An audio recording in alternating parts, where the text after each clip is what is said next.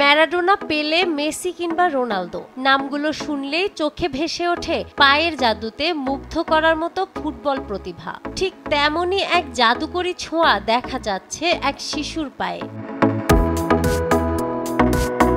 বয়স মাত্র 10, কিন্তু ফুটবলের কারিশমায় তাক লাগিয়ে দিয়েছে সবাইকে। কখনো এক পায়ে, কখনো দুই পায়ে, আবার কখনো পিঠে রেখে অবলীলায় ফুটবল নিয়ন্ত্রণ করছে সে। দেখে মনে হবে ফুটবল যেন কথা শুনছে এই ছোট্ট খেলোয়াড়ের।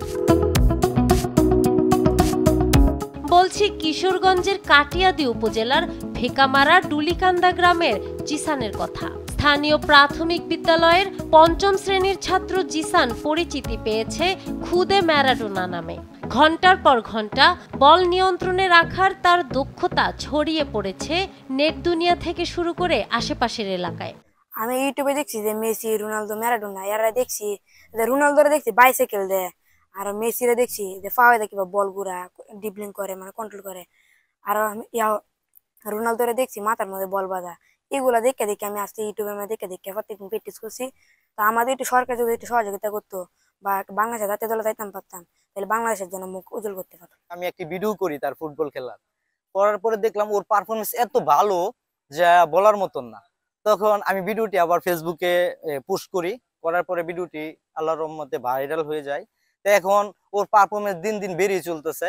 আমি মনে করি ওর মতন যে ছেলে পেলে যে দেশের মধ্যে আছে, ওদেরকে খুঁজে বের করে যদি বাংলাদেশ গভর্নমেন্টে ভালো একটা পর্যায়ে নিয়ে যেতে পারবে, আমি মনে করি যদি তাদের প্রতি একটু দৃষ্টি রাখে।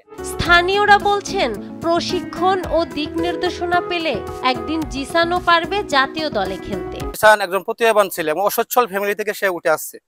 তাকে যদি সচ্ছলতা আনতে পারেন আপনাদের মাধ্যমে, এবং কিশোরগঞ্জে অনেক প্রতিভাবান খেলোয়াড় কিংবা ভালো ক্লাব আছে, তারা যদি জিসানকে ভালো একটা পর্যায়ে নিয়ে যায়, আমরা ওদের প্রতি গর্বিত থাকবো এবং কৃতজ্ঞতা প্রকাশ করব।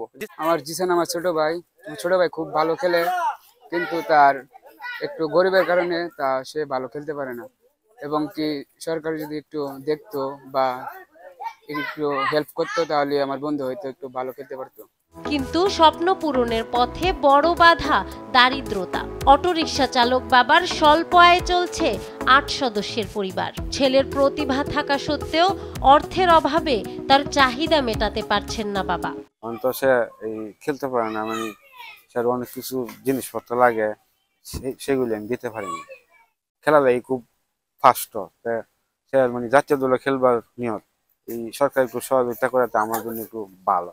এমন সময় জিসানের খেলায় মুগ্ধ হয়ে পাশে দাঁড়িয়েছেন বিএনপির ভারপ্রাপ্ত চেয়ারম্যান তারেক রহমান।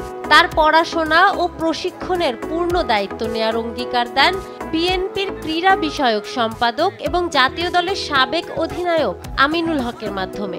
আমাদের এই জিসানের যে ফুটবলের যে প্রতিভা, তার যে নৈপুণ্য, আমরা একটি সামাজিক যোগাযোগ মাধ্যমে আমাদের মাননীয় ভারপ্রাপ্ত চেয়ারম্যান জনাব তারেক রহমান দেখেছেন, এবং দেখার সাথে সাথেই তিনি আমার কাছে এই ভিডিওটি ফরওয়ার্ড করেছেন এবং তিনি বলেছেন যে আমরা এই জিসানের মতো কিংবা আমাদের সেই চাঁদপুরের মতলবের যে সোহানের মতো প্রতিভাবান খেলোয়াড়রা বাংলাদেশের যেখানে আনাচে কানাচে আছে, আমরা সেই প্রতিভাবান খেলোয়াড়দের পাশে আমরা বাংলাদেশ জাতীয়তাবাদী দল বিএনপি সবসময় পাশে রয়েছে, পাশে থাকবে, এবং আমরা বিশ্বাস করি জিসানের মতো বাংলাদেশের বিভিন্ন প্রত্যন্ত অঞ্চলে আরও অনেক প্রতিভাবান ফুটবলার রয়েছে, এবং বিভিন্ন স্পোর্টসের ইভেন্টের যারা প্রতিভাবান খেলোয়াড় রয়েছে, আমরা তাদের সকলের পাশেই আমরা দাঁড়াতে চাই।